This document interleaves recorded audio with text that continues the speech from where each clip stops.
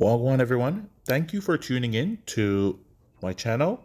Today we're doing the Vortex Cook on the Weber kettle. These are my setups. I'm using B&B lump charcoal. My Vortex is right here, and I'm gonna put the Vortex right in the middle. I use hickory wood for smoke. I'm lighting up just about a half a chimney of charcoal. Get those red hot, and then you dump them right in the middle.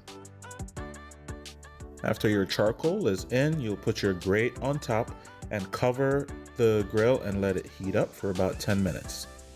When you clean your grates off, go ahead and add your wings. We're making some jerk wings, and everything that I'm using is going to be in the description below. So go ahead and check out all my affiliate links. They don't cost you anything, but they help to support my channel. When you put your wings on, you'll cover the grate.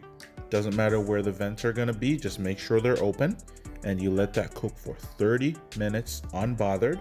When you open them, everything should be cooked. These are reading at 180 degrees.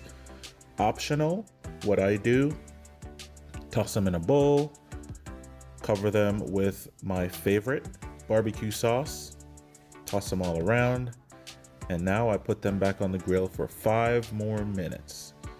If you really want a good char, you can put the wing right over the center and let those get a little fire char.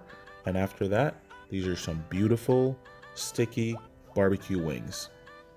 Thank you for watching, and I'll see you in the next one. Don't forget to subscribe, comment, and share this with somebody. See you next time.